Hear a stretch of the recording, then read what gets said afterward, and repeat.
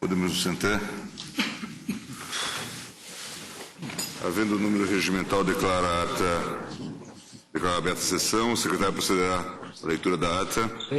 Ata da 18ª sessão extraordinária, realizada em 4 de junho de 2009, presidência do ministro Gilmar Mendes, ausente, licenciado o senhor ministro Menezes de Direito. Procurador-Geral da República, doutor Antônio Fernando de Souza, apregoar os seguintes processos: extradições e recursos extraordinários. Não havendo impugnação, declaro a ata aprovada. Senhores ministros, registro a presença no plenário dos alunos do curso de Direito da Universidade Católica de Goiânia, Goiás. Sejam bem-vindos, tenham todo o proveito possível. O caso do ADPF.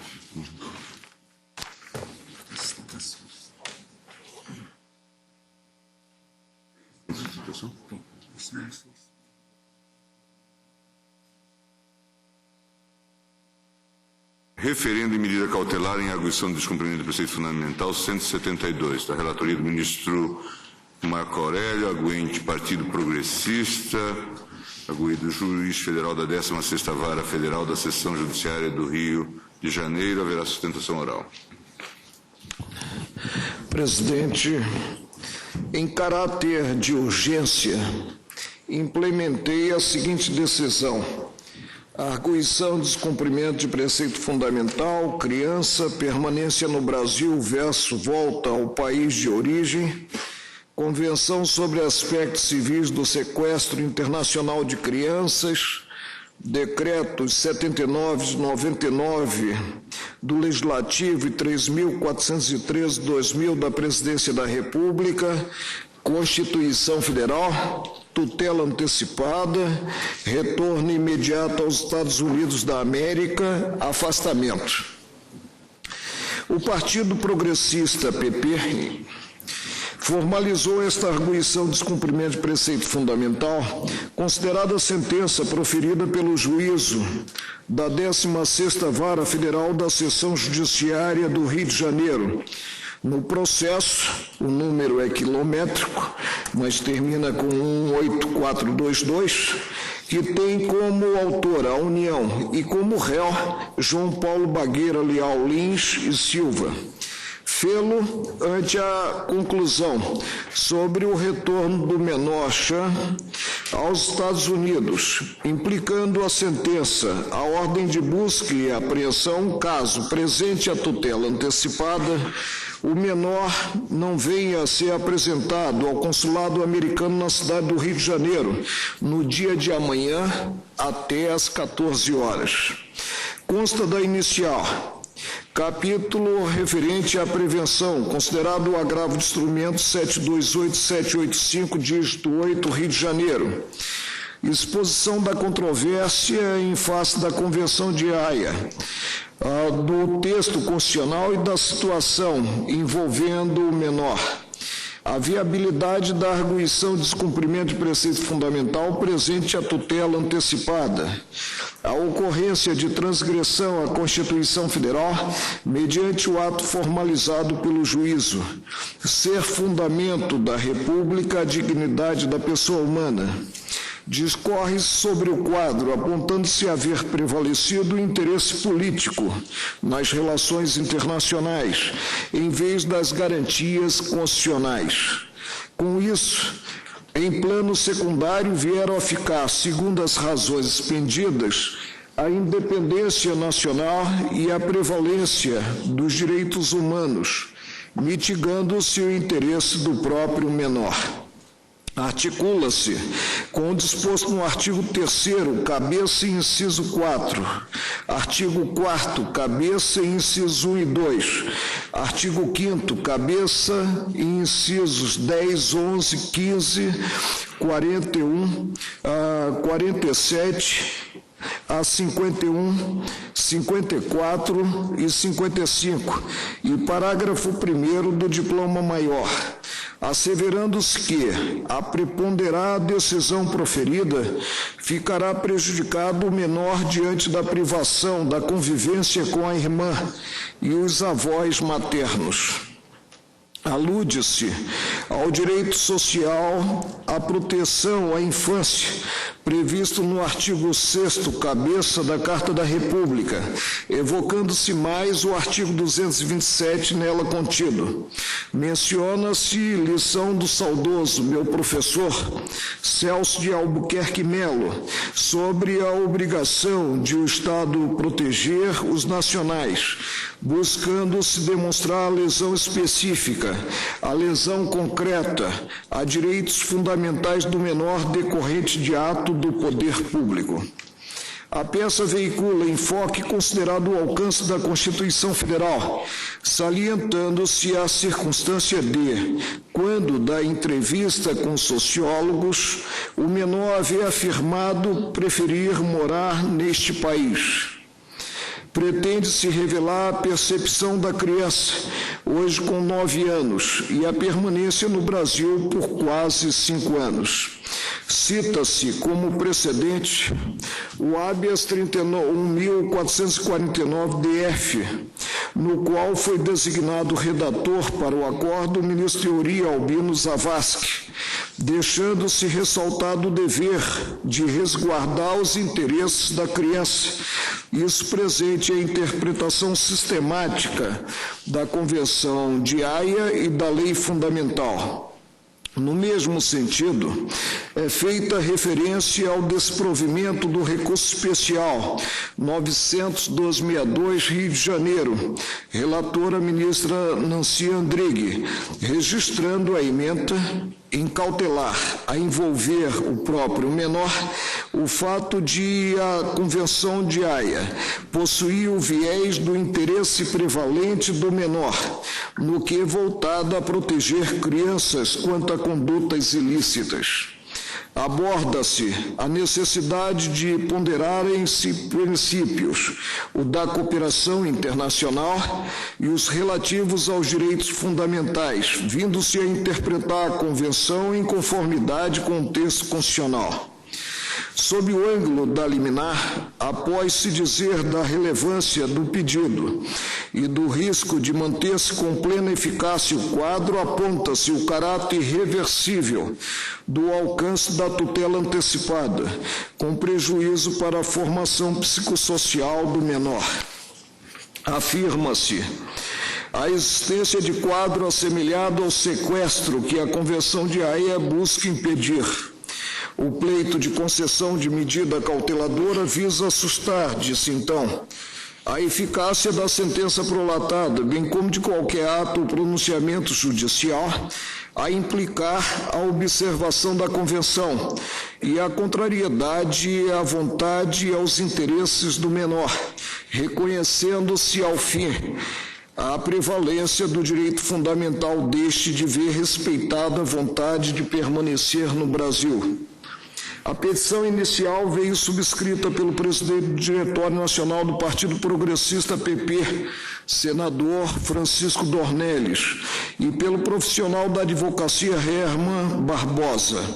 O processo deu entrada no gabinete no dia de hoje, o dia em que prolatei a decisão, às 18h08. A folha 176, formalizei a seguinte decisão em manuscrito. Segue em fita magnética a fundamentação deste ato. A sentença proferida revela a ordem de apresentação de criança ao consulado americano na cidade do Rio de Janeiro para encaminhamento aos Estados Unidos da América com a maior brevidade possível no dia de amanhã, quarta-feira, 3 de junho de 2009, até às 14 horas.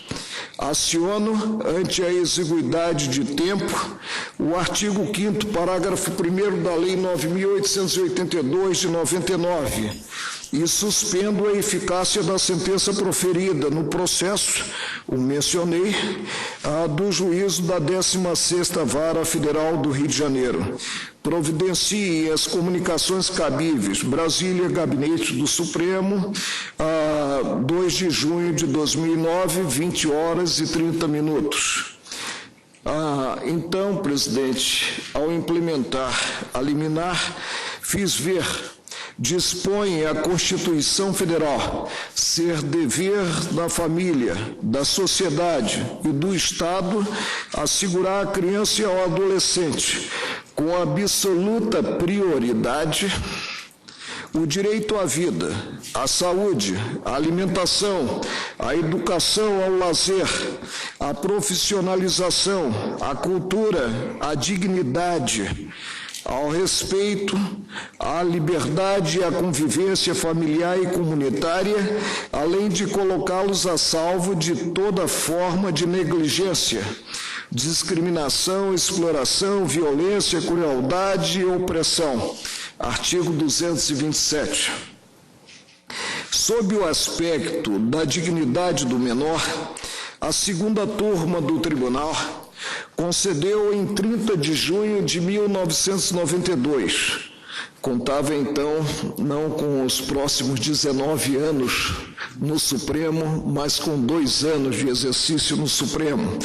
Ordem no habeas corpus 69303, Minas Gerais, no qual fui designado redator para o acórdão, publicado no Diário da Justiça de 20 de novembro de 1992, assentando que, em idade viabilizadora de compreensão suficiente dos conturbados caminhos da vida, assiste ao menor o direito de ser ouvido e de ter as opiniões levadas em conta quanto à permanência neste ou naquele lugar, neste ou naquele meio familiar, e, por consequência, de continuar na companhia deste ou daquele ascendente, se inexistirem motivos morais que afastem a razoabilidade da definição.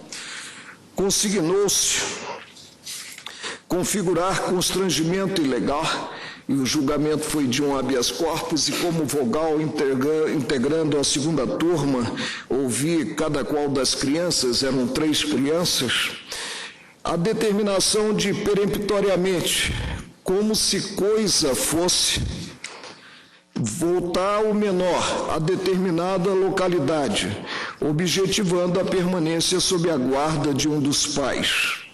Constou da ementa que o direito à guarda não se sobrepõe ao dever do próprio titular de preservar a formação do menor, que a letra do artigo 227 da Constituição Federal tem como alvo prioritário. Então, a ordem foi concedida para emprestar à manifestação de vontade dos menores envolvidos efeito maior, sobrepujando a definição da guarda, que sempre possui color relativo e, por isso mesmo, passível de ser modificada tão logo as circunstâncias reinantes reclamem. Pois bem, o fato de cuidar-se de criança de 9 anos que mora no Brasil, trazida pela genitora, falecida após parto, há praticamente 5 anos, mora no Brasil há praticamente 5 anos, a completarem-se em 16 do corrente mês, a qual revelou o desejo de ficar com a família materna, indica a relevância da articulação, estando o risco de manter-se o quadro decisório presente a tutela antecipada para a entrega do menor até as 14 horas de amanhã no consulado americano na cidade do Rio de Janeiro, não na irreversibilidade de encaminhamento imediato aos Estados Unidos da América, mas nas repercussões psicossociais que as idas e vindas podem ocasionar. De qualquer forma, o poder de cautela íncito ao judiciário, além de visar o afastamento de lesão a direito fundamental, tem como base garantir campo propício à concretude de eventual pronunciamento do Supremo favorável ao pedido formulado. Se, de um lado, veio o juízo a formalizar a tutela antecipada com a imediatidade vista, fazendo para observação após 48 horas do julgamento da ação de busca e apreensão de outro, com maior fundamento, impõe-se no âmbito do Supremo providência que viabilize a manutenção do menor no seio da família onde se encontra há praticamente 5 anos, para, no exame final desta arguição de descumprimento de preceito fundamental, dizer-se da procedência ou não do que asseverado quanto à impossibilidade de potencializar-se o que previsto na Convenção de Haia, de 25 de outubro de 1980, aprovada mediante o Decreto Legislativo 79 de 99, e promulgada pelo Decreto da Presidência da República de 3.413,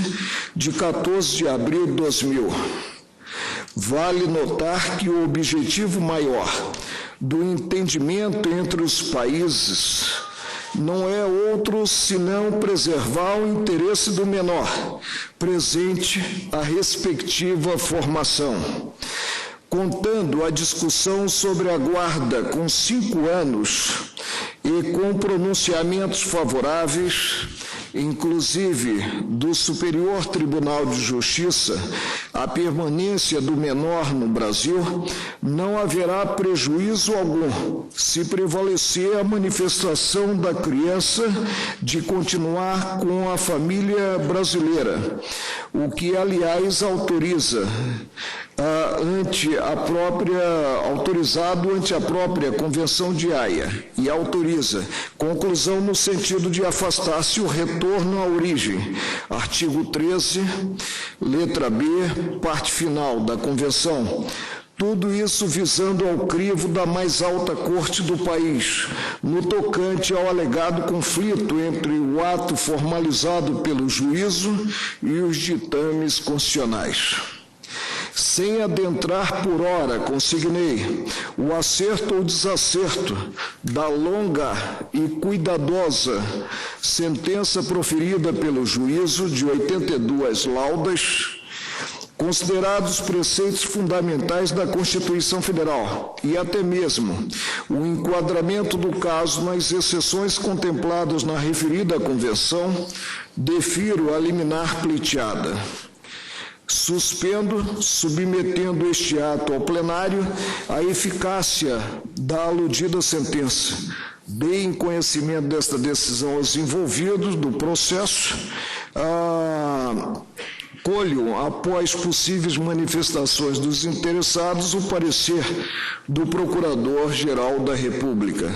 Imprimam preferência ao trânsito desta arguição, visando em prazo razoável ao julgamento final do plenário. Publiquem. Já agora, presidente, trago o processo à bancada para o crivo do colegiado. Presente, inclusive, o fato de o parágrafo 1º do artigo 4º da Lei 9.882, de 3 de dezembro de 1999, preceituar a inadmissibilidade da arguição de descumprimento de preceito fundamental, quando houver qualquer outro meio eficaz de sanar a lesividade. Ressalto mais uma vez que, ante o contexto, incumbia, até mesmo para essa definição pelo plenário, acionar o poder de cautela, considerado o alcance imediato da sentença proferida, prazo de 48 horas para apresentação da criança, como já consignado no consulado americano, sob pena de busca e apreensão a ser feita com auxílio das polícias, isso está expresso na sentença, das polícias federal e militar, a Constituição Federal, a Convenção das Nações Unidas sobre os Direitos da Criança e a Convenção de Haia referida. Ao fim, o valor maior em jogo, ou seja, a dignidade do menor. É o relatório. Partido Progressista, PP, falará o doutor Antônio Abranches. Previsão regimental? Nós estamos admitidos. Temos admitido. Estamos admitidos. Egrégio Tribunal, É muita vontade de perguntar. Na sexta-feira da semana passada, eu não era advogado do Partido Progressista. Quando o ministro Marco Aurélio concedeu essa liminar, eu também não era advogado do Partido Progressista.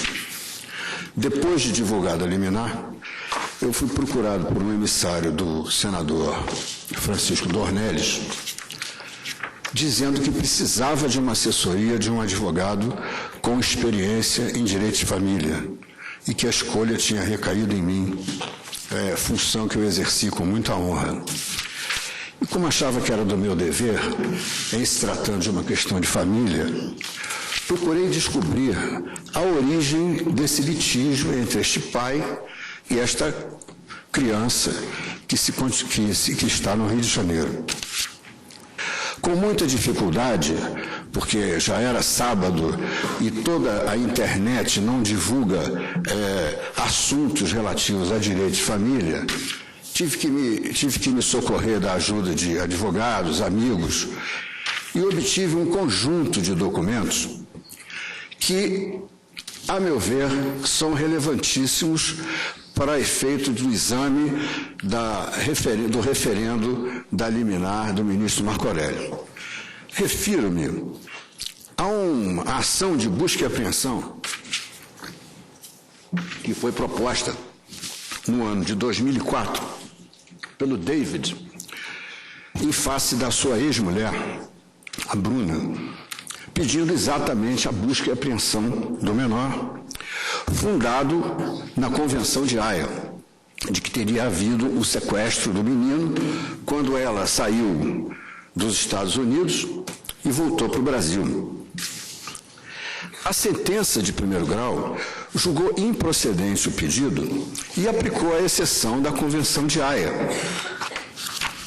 Houve recurso para o Tribunal Regional Federal, que confirmou a sentença de primeiro grau e manteve o menino no Brasil sob a guarda da mãe. Houve recurso especial para o Superior Tribunal de Justiça e, com o voto vencedor e condutor da ministra Nancy Andrighi, a sentença foi confirmada.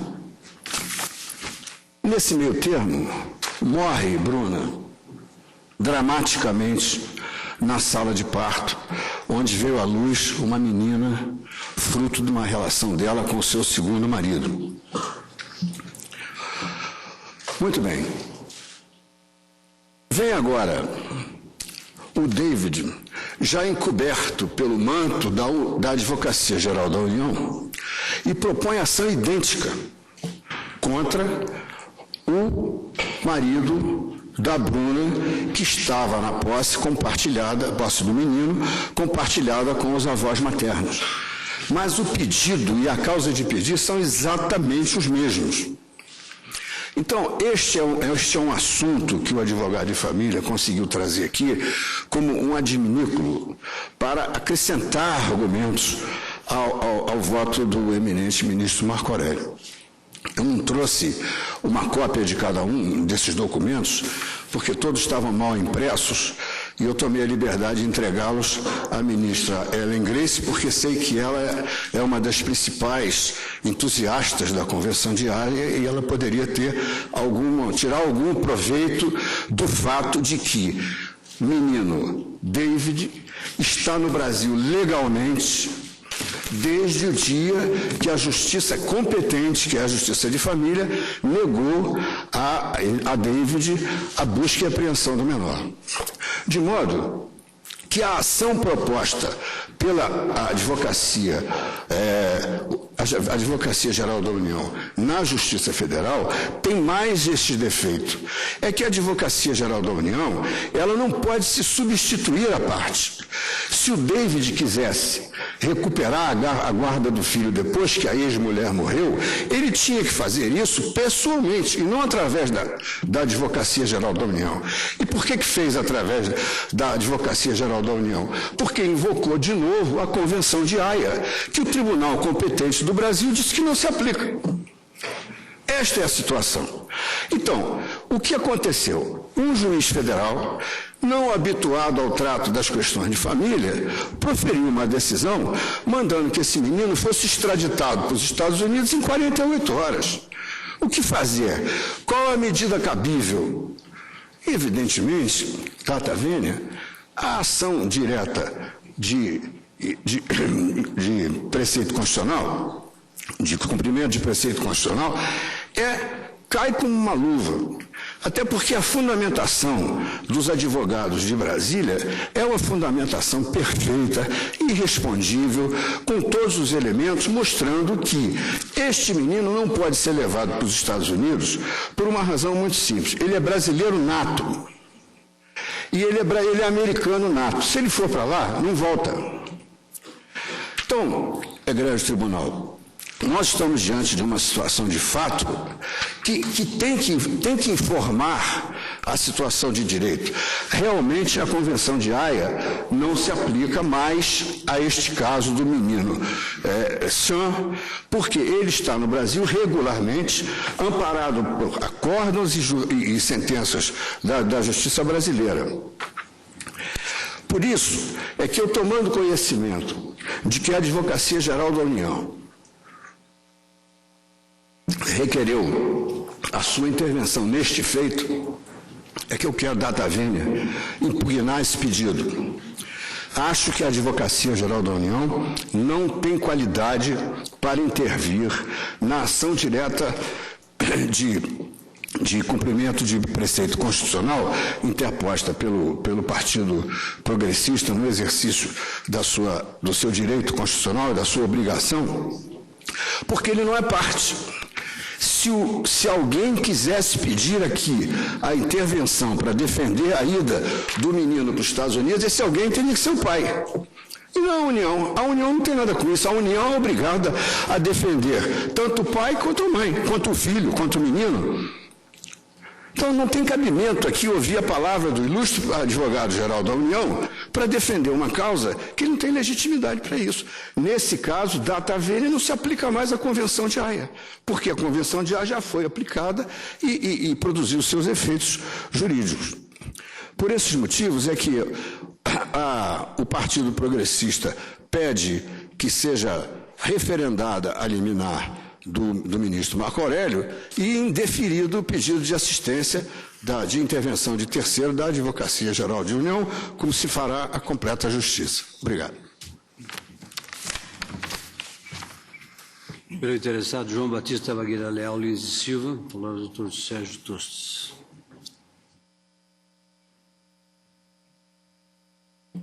Senhor presidente, senhores ministros, ilustre Procurador-Geral da República, eu gostaria de cumprir a minha obrigação constitucional de advogado, de contribuir na administração da Justiça e trazendo ao conhecimento de Vossas Excelências um fato novo ocorrido há poucos dias.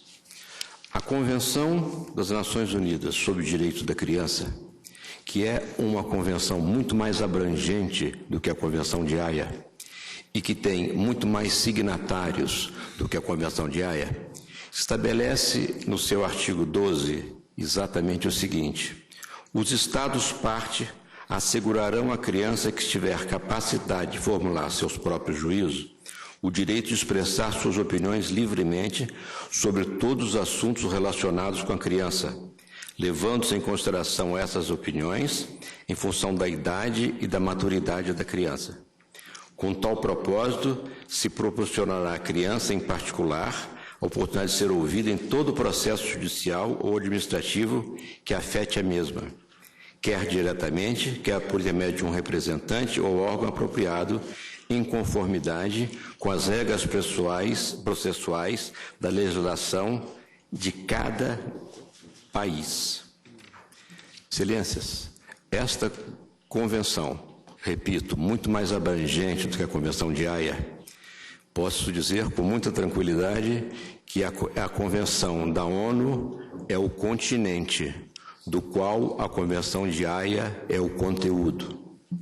Esses dizeres foram aprovados, houve a adesão da totalidade dos países integrantes da Organização das Nações Unidas, exceto os Estados Unidos e a Somália. O fato novo que eu trago a Vossas Excelências é que eu estou informado que na semana passada a Somália aderiu a esta convenção, restando exclusivamente os Estados Unidos como o país que não aderiu a essa convenção. Esse dado é da maior importância porque é exatamente os Estados Unidos, através das suas autoridades, se manifestam e postulam efetivamente que essa criança brasileiro nato seja enviada aos Estados Unidos.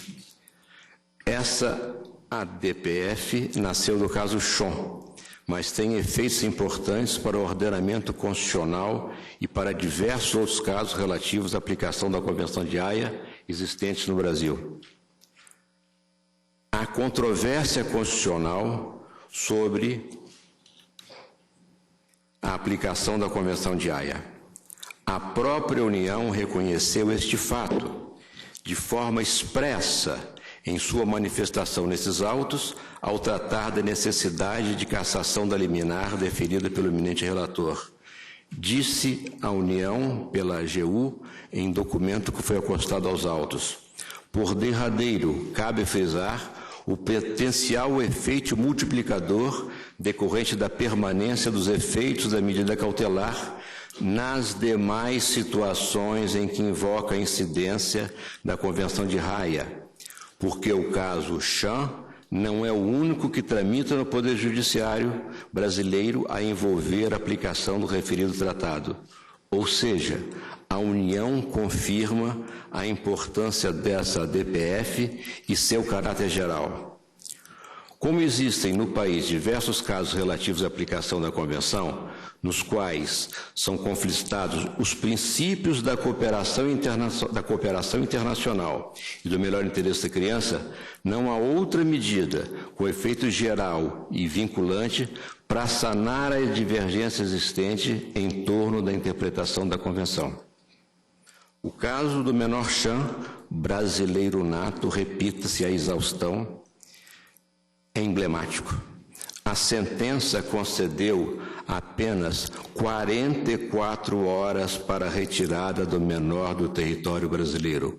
44 horas. A sentença foi disponibilizada às 5h30 da tarde de uma segunda-feira para que a entrega ao consulado americano, território americano, ocorresse até às 2h da tarde da quarta-feira, 44 horas, praticamente impossibilitando qualquer profissional do direito a elaborar qualquer peça que pudesse contestar essa determinação.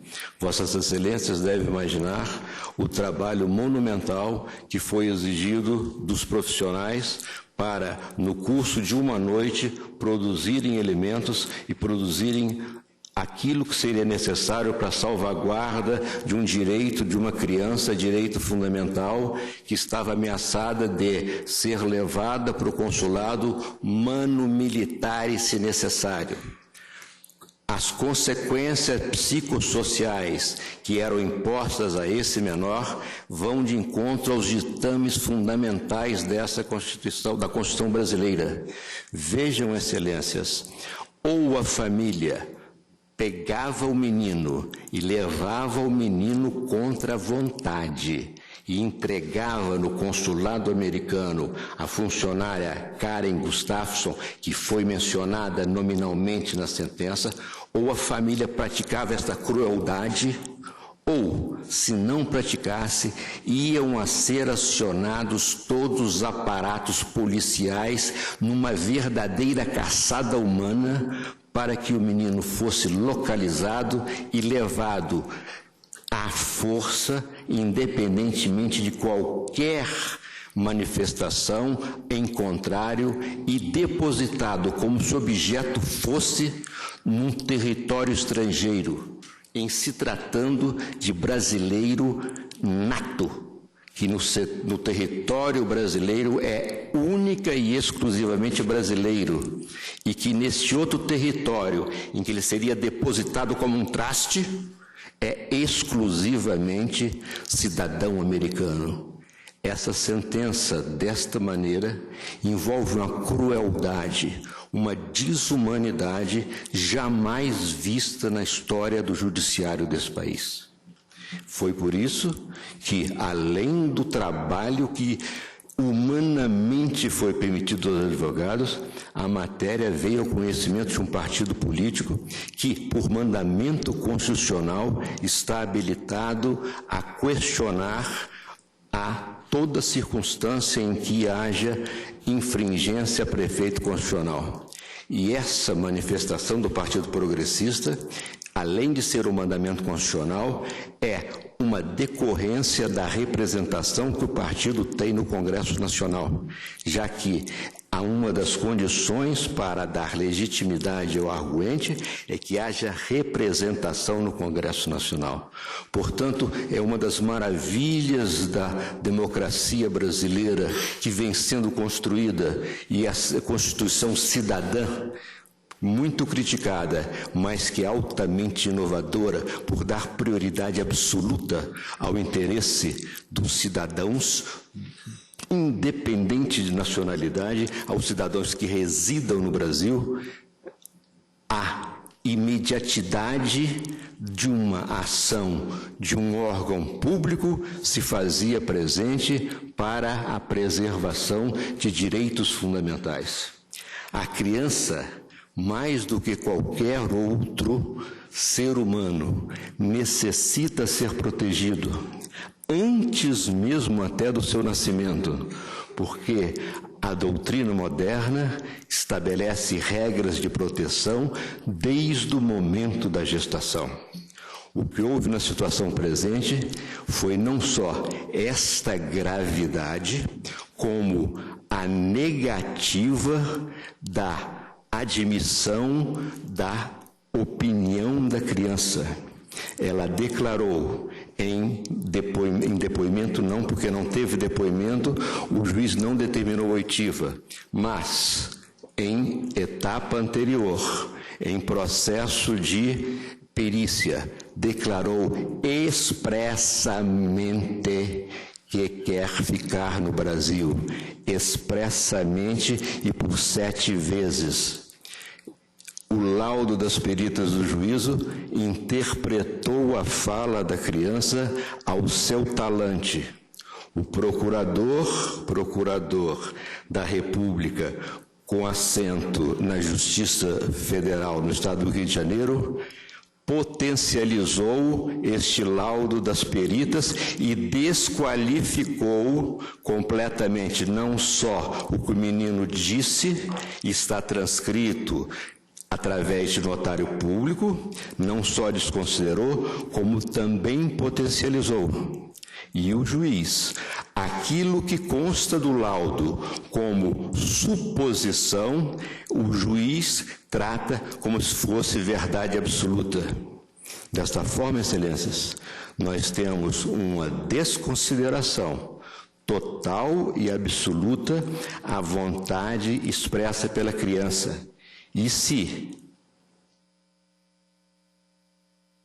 dentro dessas circunstâncias, em havendo divergência entre os peritos, e vejam, vossas excelências, o perito assistente exerce também um munus público. Na realidade, o juiz indicou 3 peritas, mas as 3 peritas como um. Não se pode falar em maioria matemática. O perito do juiz, composto de 3 pessoas, os 3, cada um tem direito a um voto em conjunto, opinaram que o menino teria dito uma determinada expressão que dava a entender que para ele era indiferente ir ou não. A partir dessa interpretação, as peritas entenderam que ele poderia ir para os Estados Unidos. Se há dúvida, mantém-se o status quo. Nosso mundo democrático estabelece que, na dúvida, permanece o estado existente. Indúbio pro réu. é o primado do direito penal no mundo inteiro. Também indúbio contra fisco, que nem sempre, enfim, a nossa realidade atual faz prevalecer. Mas, como cidadão, continuamos nós a defender esse brocardo, indúbio contra fisco. Mas, na dúvida, o juiz não quis ouvir a criança. Foi peticionado, foi preparado o recurso para que o menino fosse ouvido e considerou-se desnecessário ouvir a criança. Quando menos, excelências, por uma medida de cautela, se houvesse dúvida com a vontade da criança, o juiz, que tem a mais absoluta liberdade de decidir de acordo com as suas convicções, teria que ouvir a criança. Veja bem, o juiz não está obrigado a nada, mas ele está obrigado a dar a todos o direito de manifestar a sua posição. É o direito de ação. E, neste caso, a justiça é feita para prover os interesses da pessoa humana, porque, em última análise, o Estado nada mais é do que a congregação organizada de todas as pessoas que vivem num determinado território. A criança não foi ouvida porque o juiz não quis. E o juiz alega que não queria submeter a criança a mais esse estresse. Eu vou encerrar, excelência. Mas não teve a mesma preocupação ao determinar que ele fosse entregue em 44 horas, manu militare, a um território estrangeiro. Excelências, eu teria muito mais do que falar sobre uma matéria que está movendo o país.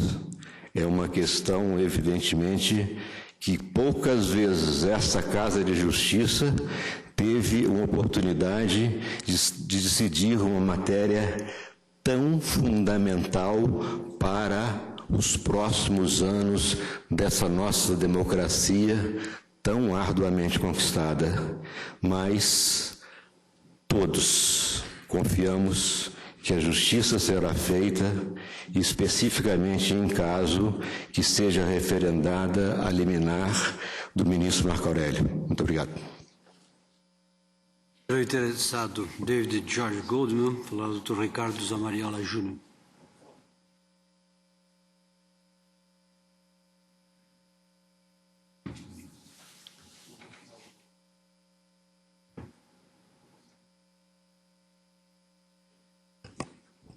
Excelentíssimo ministro-presidente, excelentíssimo ministro-relator, excelentíssimos ministros e ministras, ilustre procurador-geral da República. Antes de iniciar a minha exposição, eu queria dizer da minha satisfação de, com tão pouco tempo de carreira, poder produzir, num caso assim tão relevante, a minha primeira sustentação oral no plenário deste tribunal. A respeito do caso, excelências, eu gostaria de pontuar muito rapidamente duas razões bastante objetivas pelas quais eu entendo que esta ADPF é manifestamente incabível à hipótese concreta. A ADPF, como todos sabemos, é instrumento de controle concentrado de constitucionalidade.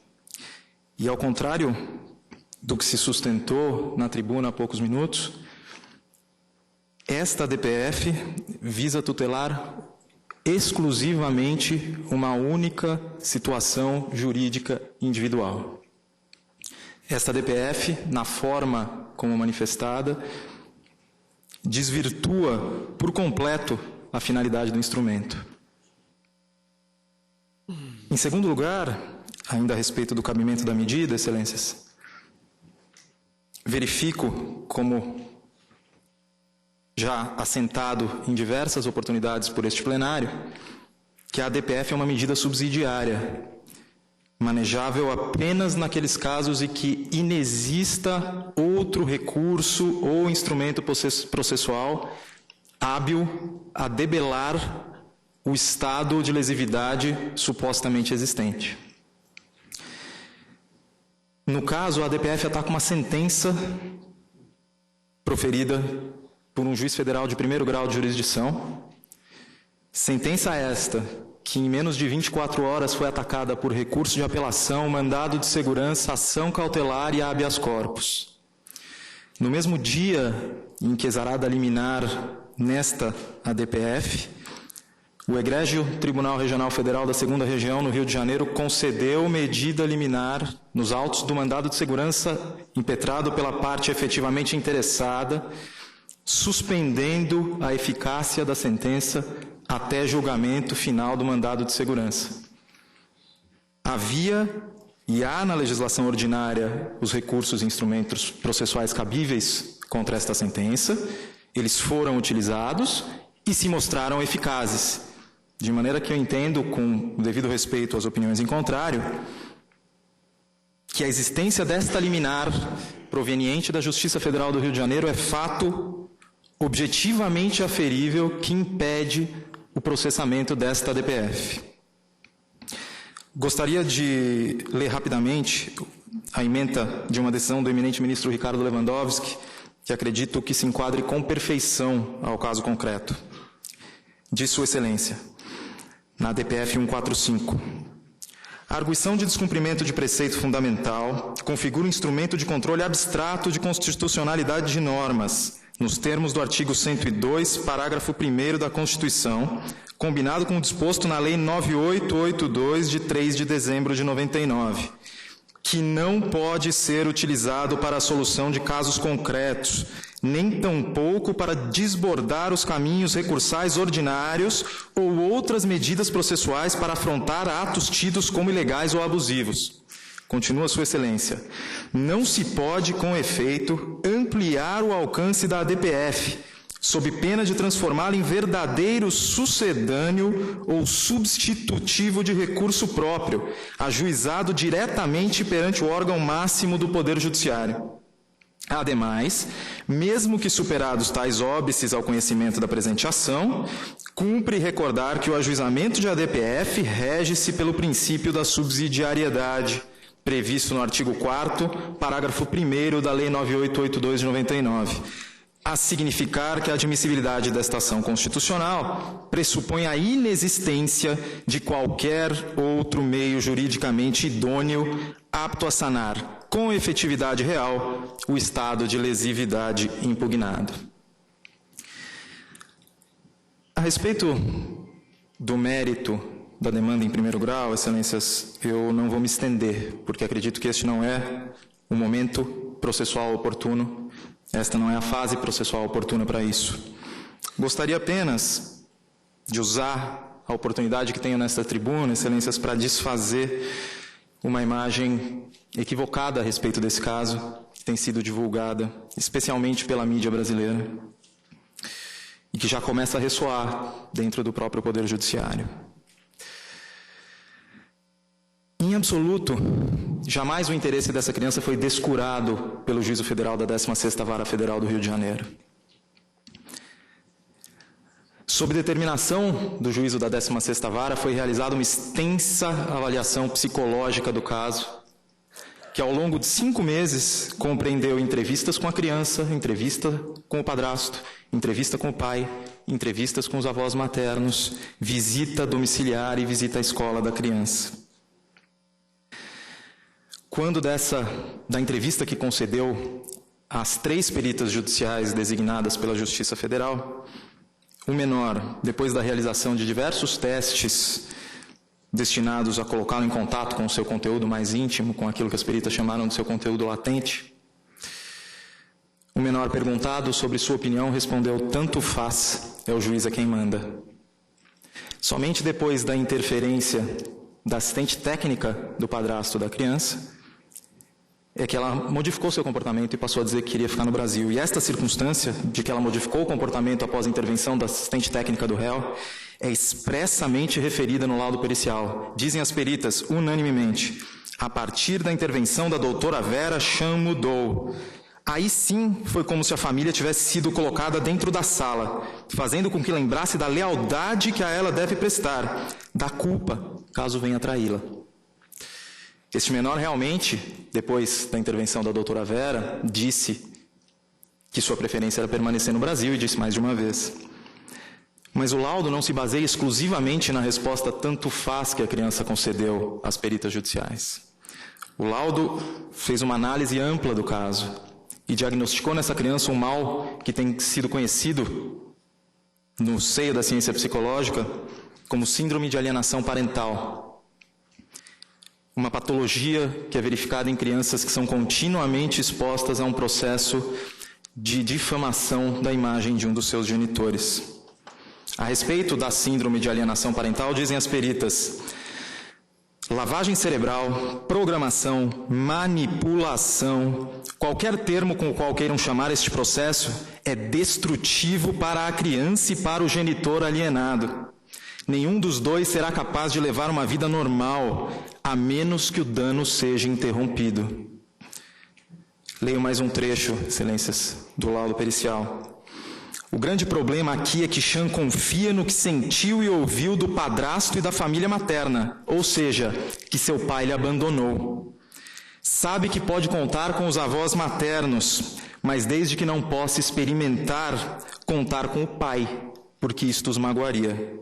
Olhando por este ângulo, dizem as peritas, a morte da mãe e a continuidade da permanência de Chan com a família materna agravam a alienação parental. Sobre as opiniões manifestadas efetivamente pela criança, dizem as peritas, Chan não tem condições psicológicas ou emocionais para dizer o que realmente deseja. Escolher ir para os Estados Unidos e ficar com seu pai significaria ser ingrato, significaria trair sua mãe.